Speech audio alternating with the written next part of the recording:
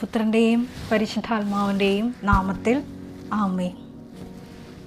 പരിശുദ്ധ ദൈവമാതാവിൻ്റെ കരം പിടിച്ച് നിത്യതയെ ലക്ഷ്യമാക്കി സ്വർഗീയ പിതാവിനെ മുഖാഭിമുഖം കണ്ട് ആനന്ദിക്കാൻ മരിയൻ ഉടമ്പടിയെടുത്ത് ഈ ഭൂമിയിലായിരിക്കുന്ന നമുക്ക് കൂടുതൽ തീക്ഷ്ണതയോടെ മരിയൻ ഉടമ്പടി നിബന്ധനകൾ വിശ്വസ്തയോടെ പാലിച്ച് മുന്നേറാൻ ഉതകുന്ന ഒരു വലിയ ശുശ്രൂഷയിലാണ് നമ്മളെല്ലാവരും.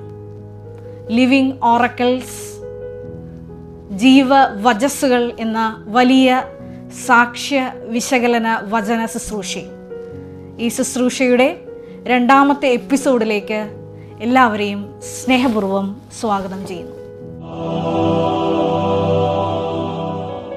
ഈ ശുശ്രൂഷയിൽ നമ്മൾ 2 സാക്ഷ്യങ്ങളാണ് സാക്ഷ്യ വിശകലനത്തിനായി നമ്മൾ എടുക്കുന്നത്. ഒന്നാമതായിട്ട് കോഴിക്കോട് നിന്നുള്ള ജോസി എന്ന ഒരു സഹോദരൻ്റെ സാക്ഷ്യം. ഈ സാക്ഷ്യത്തിൻ്റെ പ്രത്യേകത 55 വയസ്സുള്ളൊരപ്പനാണ് ജോസി എന്ന് പറയുന്ന സഹോദരൻ. യൂറോപ്പിൽ 55-ാം വയസ്സിൽ ഒരു ജോലി തരപ്പെടാൻ വേണ്ടിയാണ് അദ്ദേഹം കൃപാസനത്തിൽ വന്ന് മരിയൻ ഉടമ്പടിയെടുത്ത് പ്രാർത്ഥിക്കുന്നത്. സ്വാഭാവികമായിട്ടും എഡ്യൂക്കേഷൻ ക്വാളിഫിക്കേഷൻ കുറവുള്ള ഈ അപ്പൻ പരിശുദ്ധ ദൈവമാതാവിൻ്റെ ഉടമ്പടി എന്ന മെറിറ്റിൽ ആശ്രയിച്ചാണ് ജോബ് ആപ്ലിക്കേഷൻ വെക്കുന്നത്. 1 മാസത്തിനുള്ളിലാണ് ജോസി എന്ന സഹോദരന് യൂറോപ്പിൽ ജോലി ശരിയാകുന്നത്.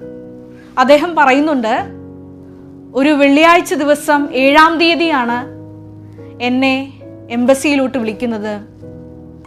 ചൊവ്വാഴ്ച ദിവസം എനിക്ക് വിസ കയ്യിൽ അടിച്ചു കിട്ടിയെന്ന്.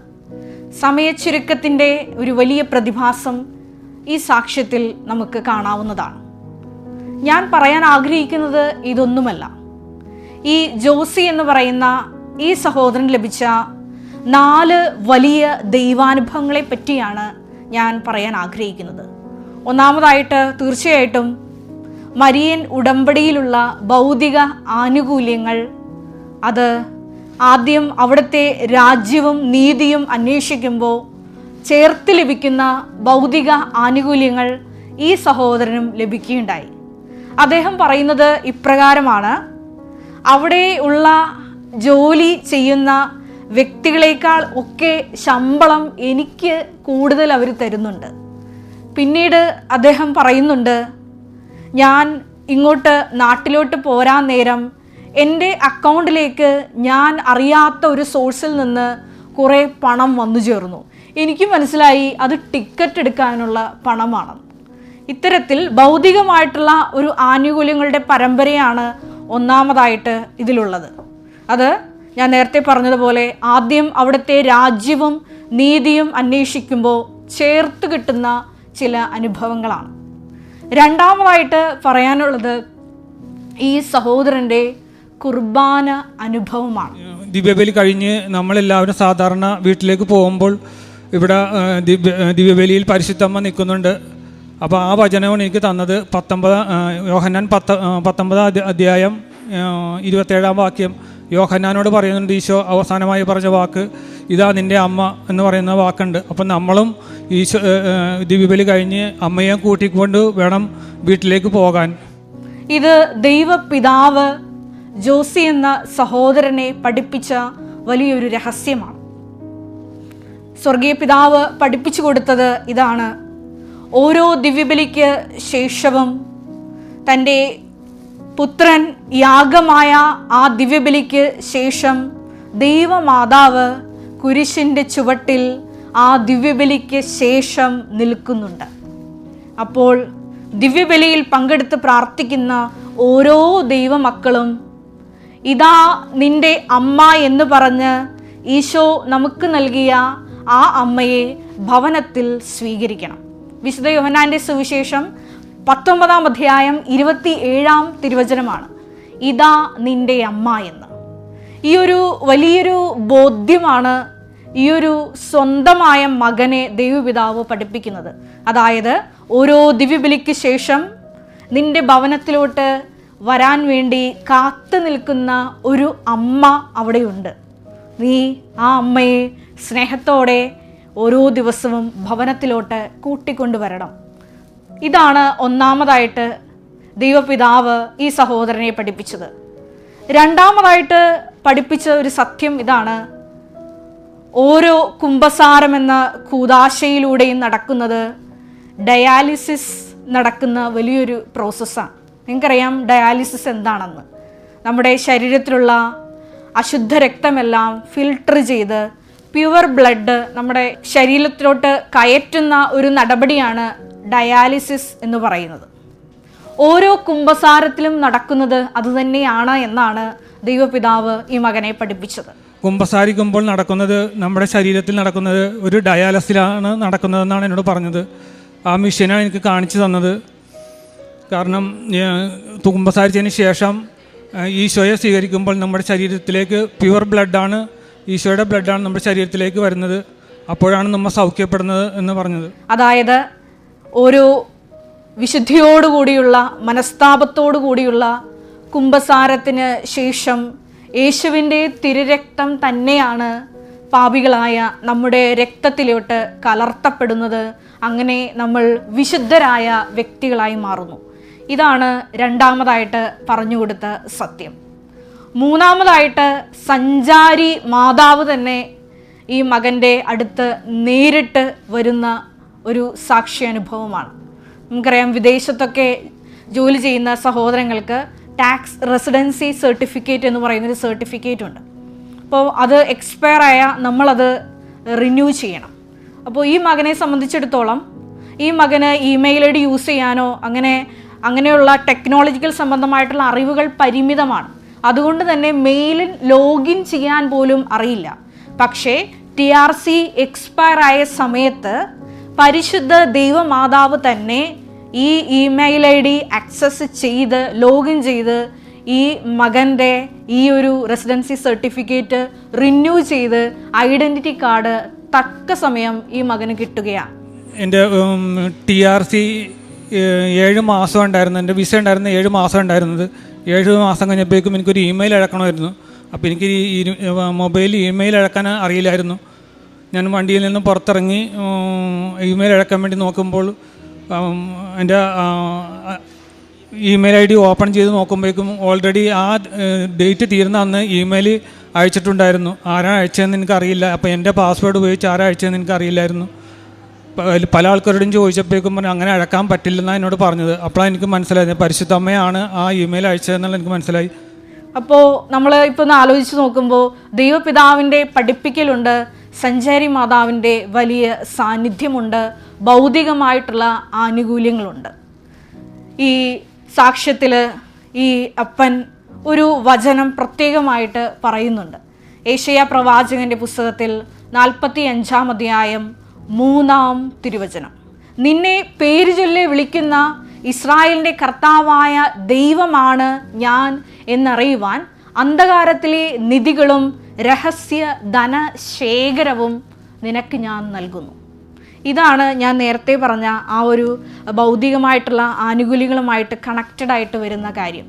കാരണം ഞാൻ നേരത്തെ പറഞ്ഞു, അതായത് അവിടെയുള്ള എല്ലാ സ്റ്റാഫിനേക്കാളും കൂടുതൽ ശമ്പളമാണ് ഈ മകന്, മരിയൻ ഉടമ്പടി എടുത്ത ദൈവത്തിൻ്റെ സ്വന്തം മകന്, ദൈവപിതാവിൻ്റെ സ്വന്തം മകന് ലഭിക്കുന്നത്.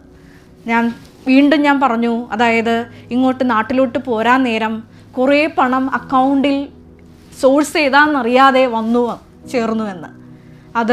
അതും ഈ അന്ധകാരത്തിലെ നിധിയും രഹസ്യ ധനശേഖരവുമാണ്. ഈ ഒരു സാക്ഷ്യം കേൾക്കുമ്പോൾ അക്രൈസ്തവരായിട്ടുള്ള സഹോദരങ്ങൾ ഒരുപക്ഷെ ചിന്തിക്കും, ഞങ്ങൾക്ക് ഈ കൂദാശ ജീവിതമൊന്നും ഇല്ലല്ലോ, പിന്നെ എങ്ങനെയാണ് ഈ കുംഭസാര കുർബാന അനുഭവങ്ങൾ ഞങ്ങൾക്ക് സ്വന്തമാക്കാൻ സാധിക്കുന്നത്? അവർക്ക് ഏറ്റവും സന്തോഷം നൽകുന്ന, ദൈവാനുഭവം നൽകുന്ന, പകർന്നു തരുന്ന ഒരു വലിയ സാക്ഷ്യം ഈ കഴിഞ്ഞ ദിവസങ്ങളിൽ കൃപാസനം അൾത്താരയിൽ പങ്കുവയ്ക്കുകയുണ്ടായി. പ്രിയ എന്നൊരു മകളുടെ സാക്ഷ്യമാണ്, എറണാകുളത്തു നിന്നുള്ള മകളുടെ സാക്ഷ്യം. ആ മകൾ പറയുന്നത് ഇപ്രകാരമാണ്: ഉടമ്പടിയെടുത്ത ആദ്യ നാളുകളിൽ ഞാൻ ഭൗതികമായിട്ടുള്ള നിയോഗങ്ങൾക്കാണ് കൂടുതലായിട്ട് പ്രാധാന്യം കൊടുത്തത്. പിന്നെ മുന്നോട്ട് ഉടമ്പടി പുതുക്കി യാത്ര ചെയ്യുമ്പോൾ ദൈവപിതാവ് തന്നെ ആ മകളെ പഠിപ്പിക്കും.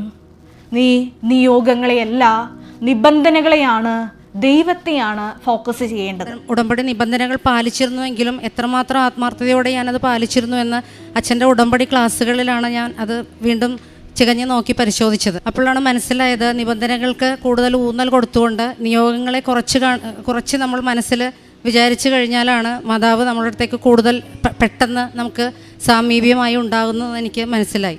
തുടർന്ന് ഈ മകള് പറയുന്നുണ്ട്, വിശ്വാസം, പ്രത്യാശ, ദൈവസ്നേഹം, ഇതിനേക്കാളൊക്കെ അപ്പുറത്ത് സമർപ്പണമെന്ന വലിയ ഒരു പുണ്യത്തിലേക്ക് വളരുവാൻ ബഹുമാനപ്പെട്ട VP ജോസഫ് അച്ഛൻ്റെ ഉടമ്പടി ആരാധന ആ മകളെ സഹായിച്ചുവെന്ന്. പിന്നീട് മകൾ പറയുന്നത് പ്രകാരമാണ്, ഉടമ്പടി പിന്നീട് പുതുക്കിയപ്പോഴൊക്കെ ഞാൻ ഭൗതികമായിട്ടുള്ള നിയോഗങ്ങൾ വെച്ചില്ല, മറിച്ച് ദൈവ സ്നേഹത്താൽ നിറയപ്പെടാൻ, ഒപ്പം തന്നെ പരിശുദ്ധാത്മ അഭിഷേകത്തിന് വേണ്ടിയും ദൈവവചന പ്രഘോഷണത്തിനുള്ള കൃപയ്ക്ക് വേണ്ടിയും ഞാൻ പ്രത്യേകമായിട്ട് പ്രാർത്ഥിച്ചു.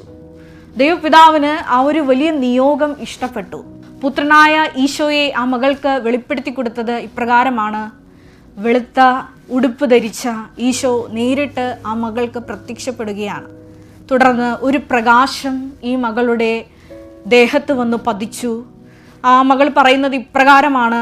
ഞാൻ ഒരു ദിവസം എൻ്റെ പാതിമയക്കത്തിൽ, ഞാനൊരു ഉച്ച സമയത്ത് പാതിമയക്കത്തിലായിരുന്ന സമയത്ത് ഞാനിങ്ങനെ കാണുകയാണ്, ഒരു 5 മിനിറ്റേ ആയിട്ടുള്ളൂ കണ്ണടച്ചിട്ട്. അപ്പോൾ ഈശോ ഇങ്ങനെ ഒരു തൂവെള്ള വസ്ത്രം കൊടുത്ത് ഈശോ നിൽക്കുന്നു. ഈശോയിൽ നിന്നും വളരെ വെളുത്ത ഒരു പ്രകാശം, വളരെ ശക്തമായിട്ടുള്ള ഒരു പ്രകാശം ഈശോയിൽ നിന്ന് ഇറങ്ങി എൻ്റെ തിരുനെറ്റിക്കകത്തുകൂടി ശിരസിലേക്ക് പ്രവഹിക്കുന്നതായും അതെൻ്റെ ശരീരത്തിൽ കറണ്ട് പാസ് ചെയ്യുന്നത് പോലെ അവർണ്ണനീയമായിട്ടുള്ള വാക്കുകളാൽ പറഞ്ഞറിയിക്കാൻ പറ്റാത്ത ഒരു വല്ലാത്തൊരു അവർണ്ണനീയമായിട്ടുള്ള അനുഭവമായിട്ട് എനിക്കത് മാറി. ഒരു കറണ്ട് അടിക്കുന്ന അനുഭവം തൽക്ഷണം എനിക്കുണ്ടായി. പെട്ടെന്ന് ഞാൻ ഞെട്ടി ഉണർന്നിട്ട് എൻ്റെ മൊബൈലിലുണ്ടായിരുന്ന ബൈബിൾ ആപ്പ് തുറന്ന് ഞാൻ നോക്കിയപ്പോൾ ലൂക്ക 1:35 വചനമാണ് എനിക്ക് ആദ്യമായി കിട്ടിയത്. ലൂക്കായുടെ സുവിശേഷം 1-ാം അധ്യായം 35-ാം തിരുവചനം. പരിശുദ്ധാത്മാവ് നിന്റെ മേൽ വരും, അത്യുന്നതൻ്റെ ശക്തി നിന്നിൽ പ്രവർത്തിക്കും. അങ്ങനെ ആത്മാവിൻ്റെ വലിയ അഭിഷേകം ലഭിച്ച മകള് പറയുന്നത് ഇപ്രകാരമാണ്. വെള്ളത്താലുള്ള സ്നാനമല്ല എനിക്ക് ലഭിച്ചത്, രക്തത്താലുള്ള സ്നാനമല്ല എനിക്ക് ലഭിച്ചത്, മറിച്ച് ആത്മാവിലുള്ള സ്നാനം തരാൻ ദൈവം തിരുമനസ്സായി. ഇങ്ങനെ ആത്മാവിലുള്ള സ്നാനം ലഭിച്ച ഈ മകളുടെ പാപങ്ങൾ കഴുകി വിശുദ്ധീകരിക്കപ്പെട്ടപ്പോൾ ദൈവപിതാവ് വലിയൊരു കാര്യം കൂടി ചെയ്തു. സ്വർഗത്തിൽ നിന്നുള്ള ജീവനുള്ള അപ്പം ഈ മകളുടെ കൂടെ വസിക്കുവാൻ ദൈവം തിരുമനസ്സായി. ആ മകള് പറയുന്നത് ഇപ്രകാരമാണ്. ഈശോയുടെ തിരുശരീര സ്വീകരണങ്ങളുടെ മാധുര്യം, ആ രുചി 1 മാസത്തോളം ഞാൻ അനുഭവിച്ചു എന്നാണ് സാക്ഷ്യത്തിൽ പറയുന്നത്. പാതി ഉറക്കത്തിൽ ഞാൻ ഇങ്ങനെ ആയിരിക്കുന്ന സമയത്ത് പരിശുദ്ധ കുർബാന സ്വീകരണത്തിന് ആളുകൾ ഇങ്ങനെ വരിയിൽ നിൽക്കുന്നു. ഞാൻ വരിയിലുണ്ട്, പക്ഷേ അച്ഛൻ എന്നെ കാണുന്നില്ല. ഞാനൊരു ഹിന്ദുമതത്തിൽ ജനിച്ച ആളാണ്. അച്ഛൻ എന്നെ കണ്ടിട്ടും കാണാത്ത മാതിരി എന്നെ കടന്നു പോകുന്നു. എൻ്റെ പിന്നിലുള്ളവർക്കെല്ലാം, വരിയിൽ നിൽക്കുന്നവർക്കെല്ലാം അപ്പം വായിൽ വെച്ച് കൊടുക്കുന്നു. അപ്പം ഞാൻ വളരെ സങ്കടത്തോടുകൂടി തിരിഞ്ഞ് നോക്കുമ്പോൾ, പിന്തിരിഞ്ഞ് നടക്കുമ്പോൾ എൻ്റെ വായിൽ ദിവ്യകാരുണ്യ ഈശോ അപ്പമായി വന്ന ഒരു അനുഭവം, ഈശോൻ്റെ നേരെ തിരിഞ്ഞ് നിൽക്കുന്നതായിട്ട് എൻ്റെ വായിൽ ദിവ്യകാരുണ്യ അപ്പത്തിൻ്റെ അനുഭവം ലഭിച്ചത് എനിക്ക് പറഞ്ഞറിയിക്കാൻ പറ്റില്ല വാക്കുകളിലൂടെ. ആ ഒരു തിരുരക്ത മാംസങ്ങളുടെ രുചി എൻ്റെ വായിൽ എത്രമാത്രം നാളുകൾ അങ്ങനെ നിന്നിരുന്നു എന്ന് നിങ്ങളോട് പറഞ്ഞറിയിക്കാൻ എനിക്ക് പറ്റില്ല. ക്രൈസ്തവരായ മക്കളെ സംബന്ധിച്ചിടത്തോളം നിങ്ങൾക്ക് കുമ്പസാരിക്കാനുള്ള ഒരു അവസരം ഇല്ല. പക്ഷേ വിശുദ്ധ പൗലോസ് അപ്പോസ്തലൻ റോമാക്കാർക്ക് എഴുതിയ ലേഖനത്തിൽ 2-ാം അധ്യായം 15-ാം തിരുവചനത്തിൽ ഇപ്രകാരം പറഞ്ഞു വയ്ക്കുന്നുണ്ട്. നിയമത്തിൻ്റെ അനുശാസനം അവരുടെ ഹൃദയങ്ങളിൽ എഴുതപ്പെട്ടിരിക്കുന്നു, മനസ്സാക്ഷി അതിന് സാക്ഷ്യം വഹിക്കുകയും ചെയ്യുന്നു. വീണ്ടും അപ്പോസ്തല പ്രവർത്തനങ്ങൾ 21-ാം അധ്യായം 25-ാം തിരുവചനത്തിൽ വിശ്വാസം സ്വീകരിച്ച വിജാതീയ മക്കള്, ക്രിസ്തുവിനെ സ്വീകരിച്ച ദൈവത്തിൻ്റെ സ്വന്തം മക്കള് എത്തരത്തിലുള്ള ജീവിത രീതികളാണ് മുമ്പോട്ട് കൊണ്ടുപോകേണ്ടതെന്ന് വചനത്തിൽ ജെറുസലേം സൂനോദോസിൽ അപ്പോസ്തലന്മാരെടുത്ത തീരുമാനങ്ങളിൽ വ്യക്തമായിട്ട് പ്രതിപാദിക്കുന്നുണ്ട്. പ്രിയ എന്ന മകൾക്ക് ഇതുപോലെ ആത്മാവിൽ സ്നാനം സ്വീകരിക്കുവാൻ ദൈവപിതാവ് തന്നെ വെളിപ്പെടുത്തുവാൻ തിരുമനസ്സായി. ആ ഒരു അവസരം ഉടമ്പടി എടുത്ത എല്ലാ മക്കൾക്കും ഉണ്ട്. നമുക്ക് ഒരു നിമിഷം മൗനമായിട്ട് പ്രാർത്ഥിക്കാം. ഈശോയെ, നീ ഞങ്ങളെ സ്വന്തമാക്കിയതിന് നന്ദി പറയുന്നു. മരിയൻ ഉടമ്പടി നിബന്ധനകൾ ഏറ്റവും വിശ്വസ്തയോടെ പാലിച്ച് ഏറ്റവും വിശുദ്ധിയോടെ കൂദാശ ജീവിതത്തിന് അണയുവാൻ നിത്യത ലക്ഷ്യമാക്കി പരിശുദ്ധ അമ്മയുടെ കരം പിടിച്ചുകൊണ്ട് സ്വർഗീയ പിതാവിനെ മുഖാമുഖം ദർശിക്കുവാൻ ഈ ശുശ്രൂഷയിലൂടെ ഞങ്ങൾക്ക് പ്രത്യേക കൃപ നൽകണമേ. കർത്താവായ ക്രിസ്തു വഴി ഞങ്ങൾ സമർപ്പിക്കുന്ന പ്രാർത്ഥന കേട്ടൊള്ളണമേ. ആമേൻ.